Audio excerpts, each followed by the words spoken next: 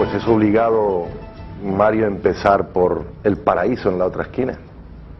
Este es un viejo proyecto anterior incluso a tu compromiso y presentación como candidato a la presidencia de la República. Es muy anterior, ¿no? Es muy anterior.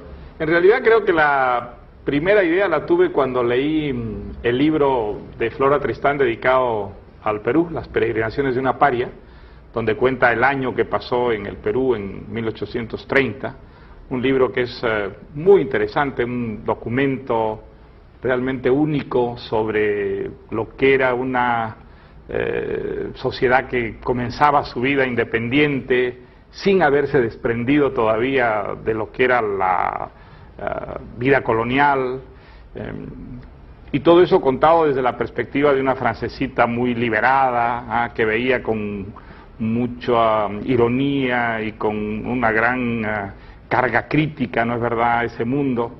Creo que desde entonces me daba vueltas la idea de una novela inspirada en el personaje de Flora Tristán.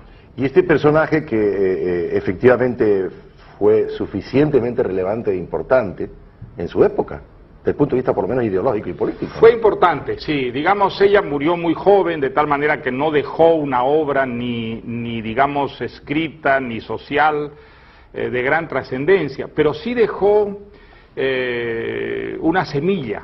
En realidad es la primera feminista, diríamos, en el siglo XIX, que trata de organizar políticamente a las mujeres, aliándolas con la clase obrera, una, digamos, idea pues que era muy novedosa, revolucionaria en su tiempo, aunque desde el punto de vista intelectual había habido, ¿no?, mujeres que defendían la igualdad para las mujeres, la emancipación de la mujer, pero en realidad ninguna había intentado actuar políticamente uniendo el tema de la mujer al tema obrero como lo hizo Flora Tristán. Eso fue realmente lo sorprendente, lo inusitado, lo extraordinario de su iniciativa, ¿no? Incluso llegó a pedir la abolición de la pena de muerte.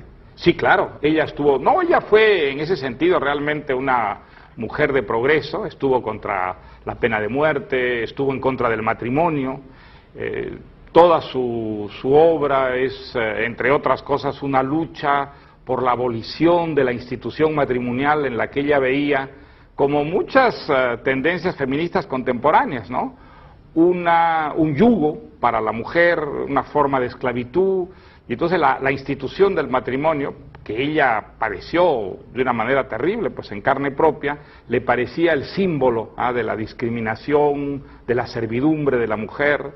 O sea que fue muy audaz en sus propuestas, ¿no? Al mismo tiempo todo eso estuvo, en su caso, pues impregnado de una gran ingenuidad, de un idealismo, de una cierta inocencia. Ella no tenía una formación, ¿no? Las mujeres no tenían una formación en esa época, sino excepcionalmente, y ese es otro de los temas pero que tenían ella... una pasión. Sí, una pasión, y además en su caso una valentía, ¿no?, fuera de serie. Fue una mujer extraordinariamente valerosa, que no solamente se enfrentó a una legalidad que era muy discriminatoria para la mujer, a los prejuicios, a la iglesia, sino también a sus supuestos compañeros de acción, a los líderes sindicales, a los líderes políticos, diríamos reformistas, que veían con muchas reticencias una mujer entre sus filas, ¿no? Entonces su problema fue realmente múltiple, y de todo eso ella ha dejado un testimonio que es muy conmovedor, ¿no?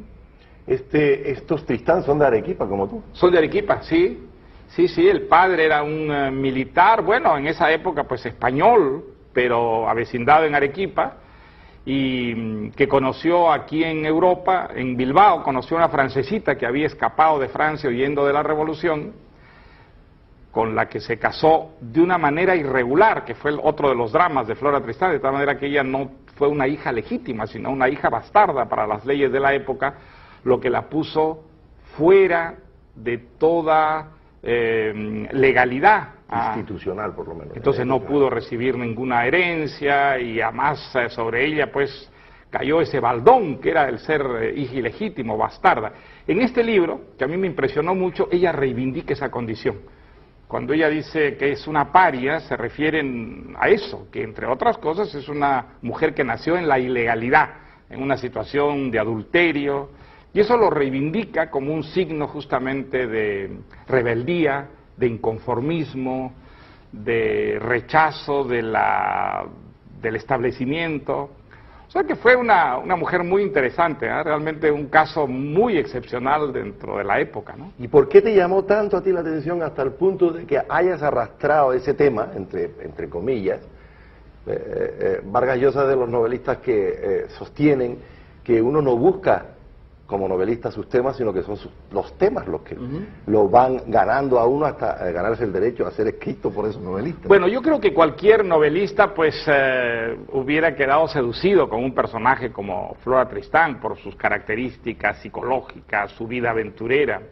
Pero hay otro aspecto de Flora Tristán que para mí también es muy fascinante, y es que ella vivió en un siglo de utopías sociales y realmente las adoptó todas.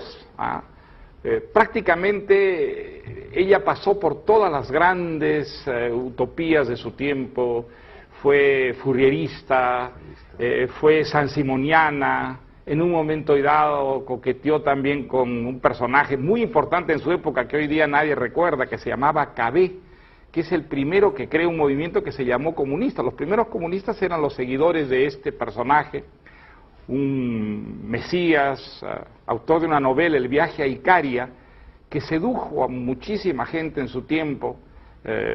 Bueno, ella vivió todas las utopías sociales y de todas se fue desilusionando hasta construir su propia utopía, que fue la de la Unión Obrera. Entonces, en ella hay esa mezcla, que es lo característico de la utopía. Por una parte, la generosidad, el idealismo, el sueño de una sociedad igualitaria, y al mismo tiempo el autoritarismo, el verticalismo, que va implícito en todo intento de organizar la sociedad para que sea perfecta. Ese es un sueño que, muy generoso en sus inicios, generalmente ha desembocado en realidades infernales, y algo de eso hay en el sueño utópico de Flora Tristán, y ese es un tema que a mí siempre me ha fascinado mucho, así que creo que este es otro de los aspectos que me atrajo tanto en el caso de ella, ¿no? Es la primera vez que yo sepa que en tu literatura de ficción aparece como protagonista esencial, sin contar Uranita en la fiesta del Chivo y sin contar la tía Julia en tu propia existencia y en la novela de la tía Julia y el escribidor. Es la primera vez que hay un personaje femenino que va a regir una novela. No exactamente, porque en realidad la novela está construida sobre dos personajes, Flora Tristán y el nieto, que es Paul Gauguin, el pintor. ¿Y no será que va a desembocar una novela también de Paul Gauguin? Bueno, es una novela sobre los dos, es una novela más o menos de vidas paralelas, la abuela y el nieto, porque aunque el nieto no conoció nunca a la abuela, nació ya cuando la abuela estaba muerta, en realidad se le pareció mucho. Psicológicamente en Gauguin hay también esa terquedad, esa perseverancia en un objetivo, y esa capacidad para estrellarse contra la realidad en busca de un sueño, ¿no? En busca de un absoluto que no es de este mundo, pero que tanto la abuela como el nieto trataron de incrustar en la realidad, ¿no? El caso de Gauguin pues no fue la sociedad perfecta, igualitaria, justa, sino un sueño artístico, un sueño de un mundo de belleza, donde realmente la belleza no fue el monopolio de una minoría de artistas y de estetas, sino un valor al alcance de todos los mortales, que él creyó que existía en las sociedades primitivas y por eso se fue a buscar ese paraíso, primero a Tahití y luego a las Islas Marquesas, ¿no? La novela se llama, ya ustedes lo saben porque lo han publicado muchos medios informativos a partir de unas declaraciones en un curso, declaraciones a los periodistas y en un curso en este último verano en la Universidad Menéndez Pelayo en Santander. La novela se llama El paraíso en la otra esquina, pero a mí me gustaría que recordaras de dónde viene ese título. Viene de un juego infantil. Eso es. Un juego infantil. Es niños, niñas forman un corro, alguien sale castigado y ese pues va preguntando a todos sus compañeros de juego si ahí es el paraíso. Entonces ellos lo despachan, le dicen, no, no, el paraíso no es aquí, es en la otra esquina, anda a buscarlo a la otra esquina. Y mientras va a buscarlo a la otra esquina, pues cambian de posición hasta que queda una posición libre y el castigado ocupa ese lugar y quien lo ocupaba sale de castigo. Esa búsqueda infructuosa, inútil, desesperada del paraíso, es lo que ha caracterizado siempre a todos los grandes utopistas de la historia. Así que de alguna manera ese juego es simbólico del destino de todos los grandes soñadores, ¿no?, de utopías. Yo te voy a hacer una pregunta un poco comprometida. ¿Tú estarás obsesionado por las utopías? Sí, yo creo que la utopía es fascinante porque seguramente lo mejor que le ha pasado a la humanidad viene de esos sueños utópicos, de esos seres fuera de serie que buscaron lo imposible, no lo encontraron, pero en el camino hicieron avanzar extraordinariamente la civilización, ¿no? Tenemos libertad, democracia, derechos humanos, un progreso científico y tecnológico extraordinario gracias a esas mentalidades, ¿no? Y al mismo tiempo, pues de la búsqueda de la utopía también ha venido lo peor que ha padecido el ser humano, las grandes sociedades totalitarias, los grandes imperios despóticos, la Inquisición fue una utopía, la idea de que se podía limpiar la sociedad, ¿no es verdad?, del mal, del pecado, a través de la violencia. Bueno, pues esa es una utopía que generó indescriptibles sufrimientos, el nazismo, el fascismo, el comunismo, son todos sueños utópicos que crearon sociedades verdaderamente infernales. O sea que esa doble realidad de la utopía, el signo positivo y el signo negativo que caracteriza a la utopía, a mí siempre me ha fascinado muchísimo, y es en realidad el tema de esta novela, ¿no? Y yo recuerde, hay dos textos amplísimos de Vargas Llosa que tienen que ver directamente con el rechazo de las utopías, en plural lo digo. Uno es la novela La guerra al fin del mundo, que es un encuentro entre no se sabe qué y el fin del mundo. No se sabe si desde mi punto de vista, es una novela también sobre el tema, claro, es un tema muy similar porque los yagunzos que siguen al consejero, pues sí, también buscan un sueño utópico, y lo mismo los republicanos, ¿no? Por lo menos los republicanos fanáticos también buscaban a una perfección de tipo social que creían que se podía imponer a través del fusil, ¿no?, a través de la espada, ¿no?, como han creído siempre los grandes utopistas, ¿no? Y otro texto que además en el título directamente alude a la utopía arcaica, que es un ensayo sobre la literatura y la personalidad de José María Arguedas. De José María Arguedas. Así es. ¿Y qué es la utopía arcaica? Pues la utopía, porque la utopía, digamos, en muchos casos, pero no en todos, se proyecta hacia el futuro, ¿no es verdad? La sociedad igualitaria de Marx estaba proyectada en el futuro, ¿no? Iba a ser el fin de la historia, ¿no? Pero hay una utopía que se proyecta hacia el pasado. Por ejemplo, el indigenismo. El movimiento indigenista es un movimiento que crea una sociedad idílica, utópica, de perfección, de igualdad, de orden, como una realidad histórica en el pasado. El Inca Garcilaso de la Vega escribe un libro maravilloso que son los comentarios reales de los incas, donde describe el Tahuantinsuyo, el imperio de los incas, como una sociedad absolutamente idílica.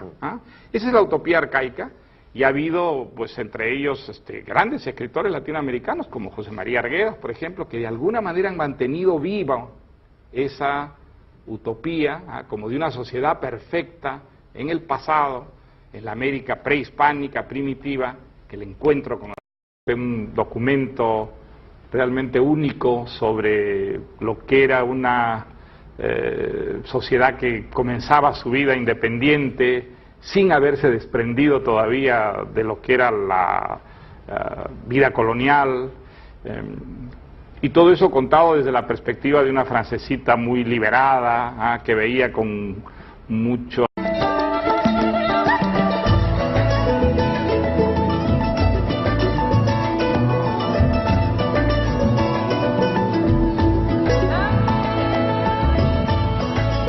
vemos obligado, Mario, a empezar por El Paraíso en la otra esquina.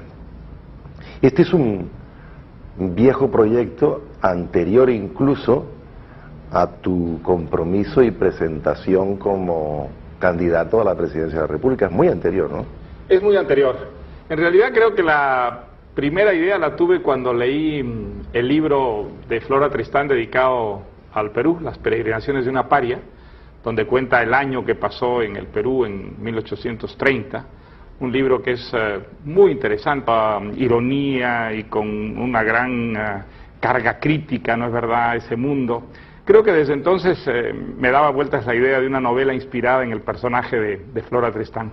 Y este personaje que efectivamente fue suficientemente relevante e importante en su época, desde el punto de vista por lo menos ideológico y político. Fue importante, sí. Digamos, ella murió muy joven, de tal manera que no dejó una obra ni digamos, escrita, ni social, de gran trascendencia, pero sí dejó una semilla. En realidad es la primera feminista, diríamos, en el siglo XIX, que trata de organizar políticamente a las mujeres,